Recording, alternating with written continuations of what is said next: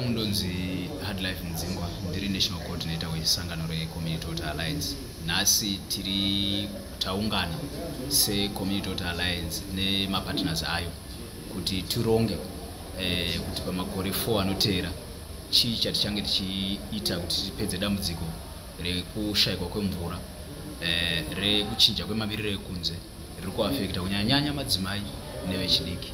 Saka tisezvamuri muziva mvura haisi kuwanika pamatepi kumadhorobha kunyanya, uyewo pavarimi nekuchinja kwemamiriro ekunze zviri kuafekta gurorawo. Saka nhasi tiri kuungana kuti tiparure chirongwa chekuti pamakore anoteera mana anoteera ndezvipi zvatichange tichinyanya kuita kuti tipedze dambudziko iroro. Saka ndo ungano yatinayo pazuva ranhasi. Sezvamuri kuziva gore rapfuura takanga tine El Nino drought.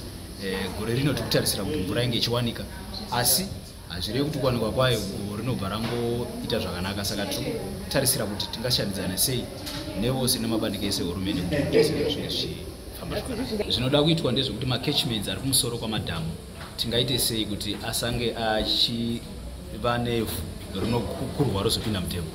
Izvo zvakakosha. Saka catchment, kumanage macatchments zvakanaka ndechimwe chechirongwa chinenge chakakosha kuti chinge chiitika. Nhau yekurima nemutoo unoita kuti tisakonzere gungaifu ndechimwe chinofanira kunge chichiitwa kuti zvinhu zvifambe zvakanaka. Uyewo kana kwakumaruwa kutepa into ground water hatingakwanisi kuisa tepi pamusha ese musha wega wega kumaruwa kuti vanhu vaone mvura tichishandisa same method yatinoita kumadhorobheni. Ndozve zvimwe zvinhu zvatichange tichikurukura nezvo kuti tingaite sei tipedzewo dambudziko rekolera. Tiri kuziva kuti gore rapfuura Malawi yakanga ine kolera, Zambia yanga ine kolera, Zimbabwe yanga ine kolera, Mozambique yanga ine kolera, uye pari zvino kolera yatanga kubva nekukariba. Saka ndo urongwa hwatinenge tinahwo tingaite sei nenyaya yemarara.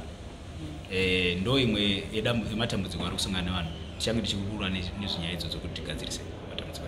Ikodzero sekutaura kwaapa section 77A yebumbiro remutembo kuti munhu wese anofanira kunge achiwana mvura yakachena inomukwanira pazuva rega rega. Saka isusu tichange tichiita hurukuro zvekare nevane basa rekuti mvura inge ichipiwa, kunyanya local authorities, vana City of Harare kana kuri kumaruwa RDC, Rural District Council. Tichange tichiita hurukuro navo kuti tingaite sei